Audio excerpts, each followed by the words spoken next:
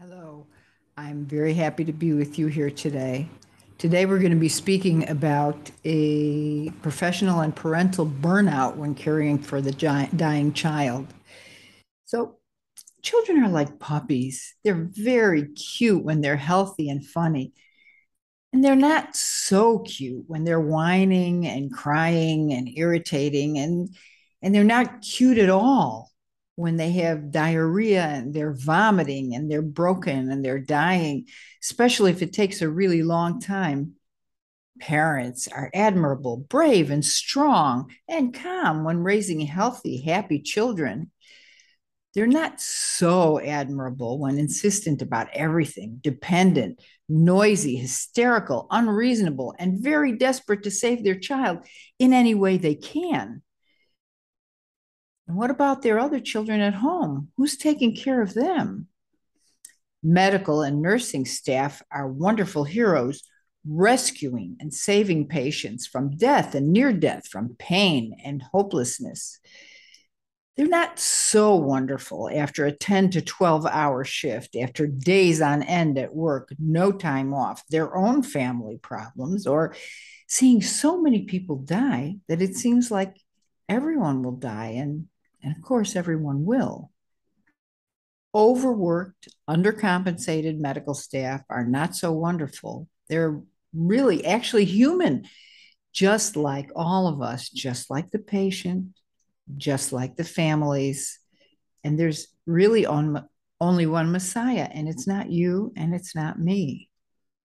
What can we do to break these chains of iron, of sickness that produces lack of patience, accusations, blaming each other? And the parents do blame the medical staff, and the medical staff does blame the parents and also the patients themselves sometimes too. How can we bring meaning into this equation to offset the lack of staff, the grueling conditions, and the lack of staff support? Those of you who have heard me in the past know that I'm very practical. I'm going to share the screen for a moment here, please. Those of you who have heard me in the past know that I'm very practical, and I seek out practical solutions to problems.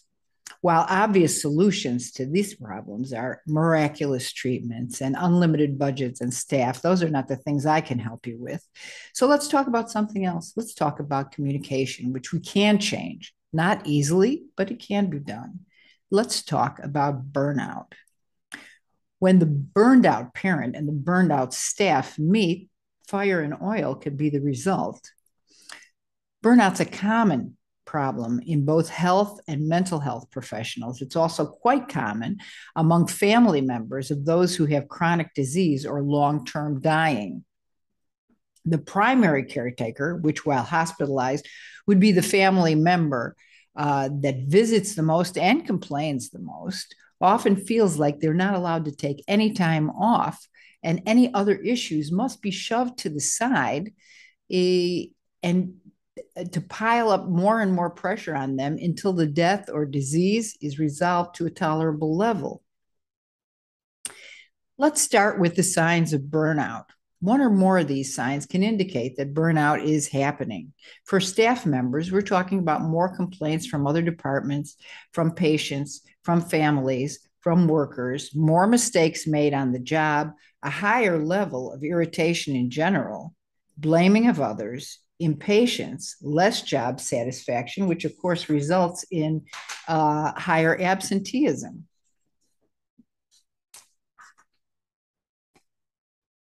There are, of course, other indicators, but these are the most common.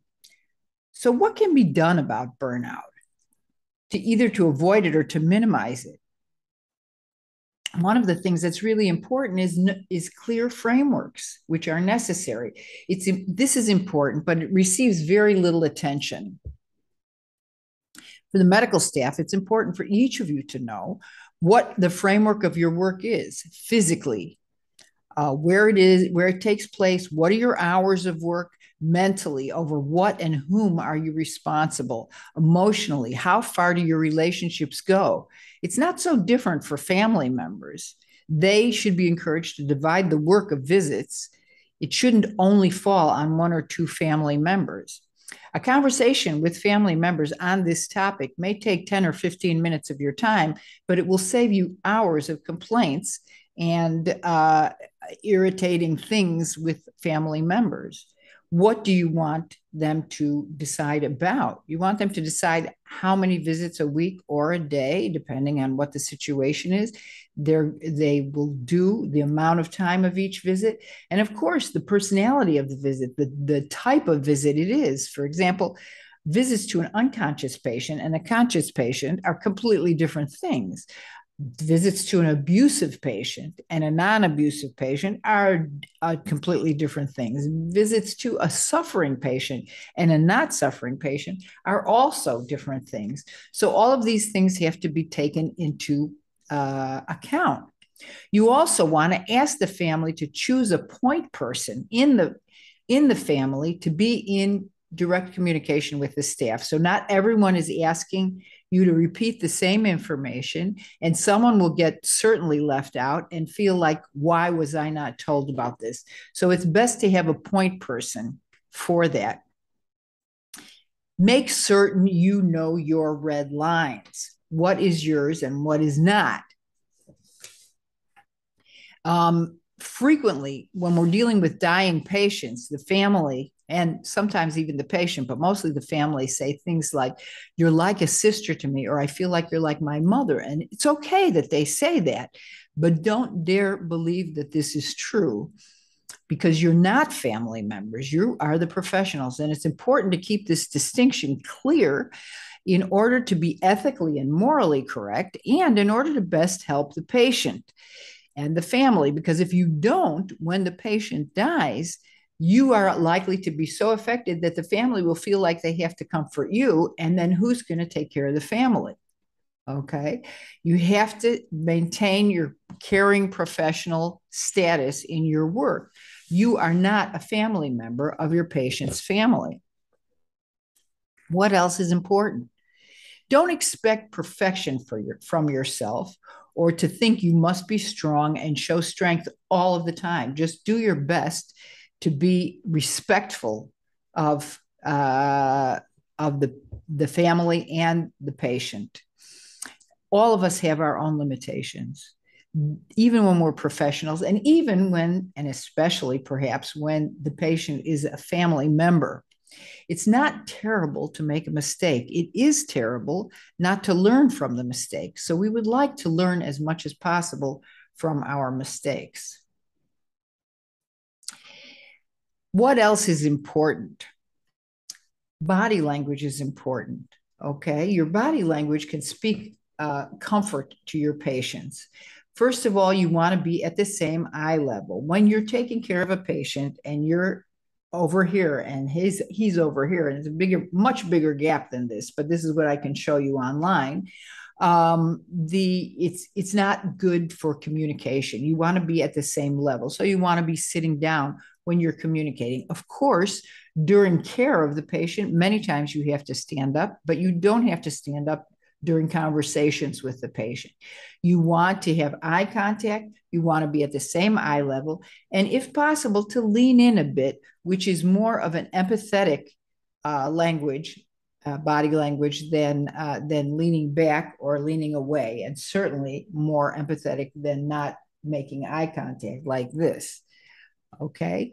If possible, when you're talking to the family, you want to sit in an L-shaped formation like this, and not across from them. Across from them, it enlarges antagonism. And if they're angry with you, they'll become more angry if you're sitting like this. If you're sitting like this, like one person in this chair and the other person in this chair, or the family on this side, it's a less aggressive stance in terms of your body language. So it's important to try to do that.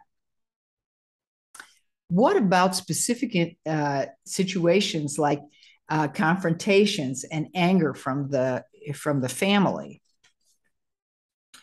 First of all, remember that where are the confrontations coming from? The cause of most anger is usually helplessness. There is no larger amount of helplessness than the impending death of your own child. It's a terribly, terribly helpless feeling. So the anger is a natural outpouring of this helpless feeling. So try to remember that when the patient or the family or family members become angry with you, step back and see the family member. First of all, when a family member comes to visit, instead of just giving them a report on how the patient is doing, see the family member. See the family member. What does that mean? He comes in and he says, "How is Sasha doing?" And you say, before you answer that question, you say, "How are you doing? Are you sleeping at night? Have you eaten anything today?"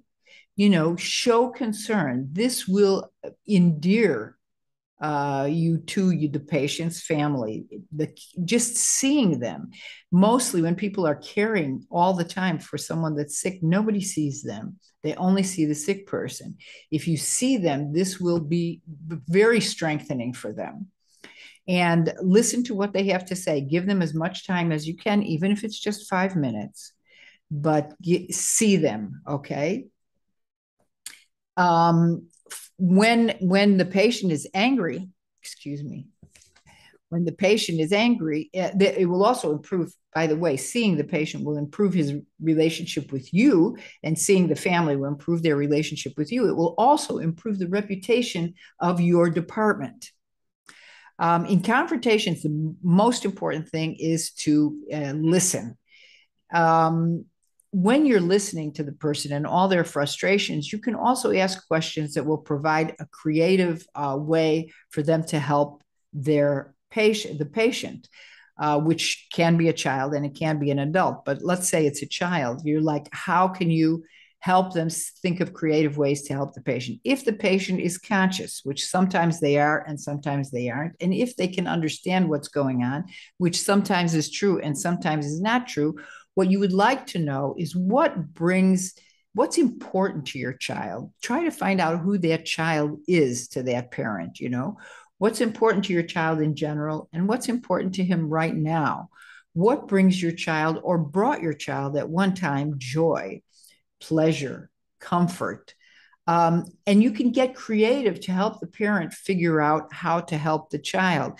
I was caring once for a family with a child that had a mitochondrial disease and was basically paralyzed from the neck down, and he had a breathing machine on the chest so that she was still able to speak to her family. And suddenly she has a birthday, her third birthday, she was very young, or perhaps it was her fourth birthday. And the mother was so frustrated. She said, "What can I do for my child? She can't even move. She can hardly play. We move her hands for her in order to help her play with things. And she can't eat." And so I said, the taste buds are on the end of the tongue. Take a little bit of the icing from the birthday cake and put it on her tongue so she can taste it. You can also bring in some kind of a pet, a rabbit, something that's not going to make a lot of trouble, in a little box, and take the hand of the patient and help her pet. You think of ways to make this special for the child. For anger, when they're angry with you, again, please remember that anger is a result of helplessness. Also, between your colleagues and yourself, also your own anger, also the child's anger, and also the family's anger. One of the ways you can deal with anger is to name it to yourself. Name the emotion to yourself as a way of paying attention to what's happening in the encounter. I see that she's very angry now. Now, sometimes you could say, I think that people in this situation would probably be very angry. You can reflect that if you want, if you think that that's the right time. Be understanding, validate the emotion, not accepting or rejecting the behavior, but validating the emotion. I can hear what you're saying. This is terribly, terribly difficult. Okay, remember again that it's usually caused by helplessness. Respect, see the person, respect their situation, and this is where you pay attention to your own facial expression and your posture. You accept the thing. Sometimes you can touch the person. If they're very angry, it's not a good idea to touch them. And praise them for their coping skills. This is so hard on you, but you come every day, or you come every week. And I congratulate you on this, because this is really, really hard. You're very brave, to give the positive support so that it will help them. See the parent and the family members. Again, we're talking about helping the families and the parents. We're also going to be talking about helping you. I'm not just doing this one-sided. First of all, again, we've spoken about this before. See the patient and the family member. Listen to what they're saying. Pay attention. Don't do something else. Don't pick up the phone. Don't pick up a pen and a piece of paper. Don't look around at the file. Listen and look. Reassure them of your continuing care and attention, and that a wide range of emotions in this kind of a situation is normal. See the strengths and the good intentions of the parents and the family. See that. And you can also give them tools of how to listen to their child, which is, again, eye level, eye contact with their child. It would be touch also, and how to listen. Use questions more than statements, because statements are like you're trying to preach to somebody and they don't like that. But if you use questions, if you ask them how they're doing, it's better. And say good things about the person, and not bad things. Bless them. Don't curse them. It's hard enough what they're going through. They don't need additional negative feeling. Try very hard to avoid gossiping about the families. If you think you can slam somebody and gossip about them to each other, and then when they come in, smile, and they won't feel some of the residue of that criticism, you are mistaken. They will feel it. So you don't want that to happen. And you don't want to be in this bitter place. Like I would do much better if my child was dying, or she doesn't come enough, or you don't know. You don't know. Hopefully, you'll never know the answer to these questions, because your children will stay healthy, but, do not judge them. See them. Look for the strong points. Speak their strengths. Tell them, encourage them. What helps the family members to cope? You can also encourage them to try to find out things that will help. This, again, might take 10 or 15 minutes of your time. It could be all kinds of different things. You really should exercise as often as you can, because that will get endorphins. You'll feel better, and you'll have more strength to come here and visit your child or your patient. Humor is great. It's a great coping mechanism. It's a little bit scary because some people can't accept it. And so you have to pay attention to who you're using humor with. And with the friends, this is also for you, for the staff, and it's also for the family. Be with the friends and the associates that you are filled up from, that help you cope. Don't be with the people that drain you, because they're always taking and not giving. Spend time in nature, get professional counseling, art, hobbies, dancing, whatever you can. The solutions for the staff are all those things that we just spoke about also, but also don't make a separation between work and home. I have a colleague that counsels people who are dying, and he counsels them. His office, his clinic is in his home. So he counsels the people who are dying. And then before he goes back into the house to be with his family, he goes to the beach for 20 minutes, so that there's a separation between work and home, so that he's not bringing everything with him into his own safe space at home. Also, don't go it alone. Find a person or persons to consult with that you can talk about the tough cases. that will honor confidentiality, that won't talk about you using that. Don't use names wherever possible of the patients and the families, or you can alternatively get professional help and counseling, a psychologist, a social worker that can help you deal with this. This is not shameful to need help to deal with this. This is very, very difficult. Use the humor. Again, we spoke about be careful of when and where. Physical exercise is very, very helpful. And to get out anger at the patients also and at the families, you can do physical exercise, aggressive physical exercise, and use the word no, which is the word for anger. No, no, no, no, no, as you're punching. And of course, not these little punches. You have to give it with your whole shoulder to get it out. And these punches are to a punching bag or to a pillow or something like this. Take care of your own grief work. You know, in the field of grieving, one of the problems is that everybody dies. And so your own people in your home and in your family will be dying too periodically during your work life. And you have to take care of your own grief in order to be available to support other people. It's very difficult to carry. You can't carry like everybody else can carry. And don't do things that you can't do.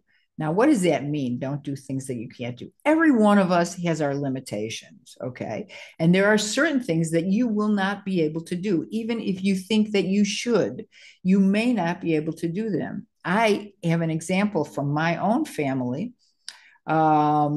I was not able to bathe my mother when she was very, very sick because I had had some traumatic experience in my childhood. And I had bathed a lot of other sick patients when I was volunteering in different places in my, of course, much younger than I am now, but I had done that for many people. She wanted me to bathe her too, and I couldn't do it because it was too traumatic for me to bathe my own mother. And I felt terrible about it, but I couldn't do it. And you have to admit when you can't do something. So discover your own source of strength. Now, this will take some work. You're going to have to look around and try to figure out what source of strength you have, what gives you strength. The only advice I have for you here is make sure that your source of strength is not another human being or even yourself, because then as human beings, we consistently fail to live up to expectations. So don't set yourself up for a fall. I would like to talk about one other thing that's very important and that I've just started using recently, which is called the pause. It's something that came out in Western countries, but it's very, very effective. After the death of a patient, instead of running to the next room to take care of the next person, you need a little bit of time. So this particular framework is that you go into the room and anyone who is on staff at the same time, you don't call people from home for this, but anyone who happens to be working at the same time, go into the room after the death of a patient, stand around the bed of the deceased patient, and someone would say, before we go, let's take a moment to stop as a group and honor this person. And then we're honoring the life that was here and is no longer here. We'll have a moment of silence. And if anyone has anything to say afterwards, they can. And then you just stand around the bed for 60 seconds and silently with looking at the person or with your eyes closed. And then at the end of 60 seconds, you can file out and leave. Now, you can do this with the family in the room. It gives great honor to the family and the patient. Or you can do this without the family in the room, and it will just assist you in leaving the room and taking care of the next person, not just as a body, but as a person. So this is a really, really good tool, in my opinion. As people that are waiting around in grief all the time, which is palliative care people, we more than others can't afford to leave our personal grief unattended. And the best tool I know for attending this These things are the 5 things by Ira Byock. Now you can see what they are here. I can't go into it very long in this particular meeting, but the forgive me, the forgive you, we are talking about not intentional slights or injury. We're talking about injury, period. It has nothing to do with intention. It could have been intentional things that you did to the person that died or unintentional. It's irrelevant. It's only about injury. So you would be asking forgiveness for things that you did that hurt the person, or things that because you didn't do it, it hurt the person. And how do you do this when the person has already died? If the person is still there, you can have this as a conversation, which is how it was originally written up by Ira Byock. If the person is not still there, what you do is you can write letters to them about this. Now, when you get to I love you, I know it sounds very very sweet that, I mean, forgive me is to ask forgiveness or give forgiveness. This is a decision you make with your head. It has nothing to do with emotions. It's a very emotional decision, but the decision itself is not emotional. It's a decision that you make because you either forgive or you carry. And if you don't want to carry, you've got to forgive. So that's one of the things. But when you get to I love you, not everybody loves everyone that dies. Okay. So you can say, I tried to love you. I wanted to love you. Or you can say, if you did love the person, what do I love about you? Why do I love you? And then the thank you only for things you really received from the person, and the goodbye in your own way.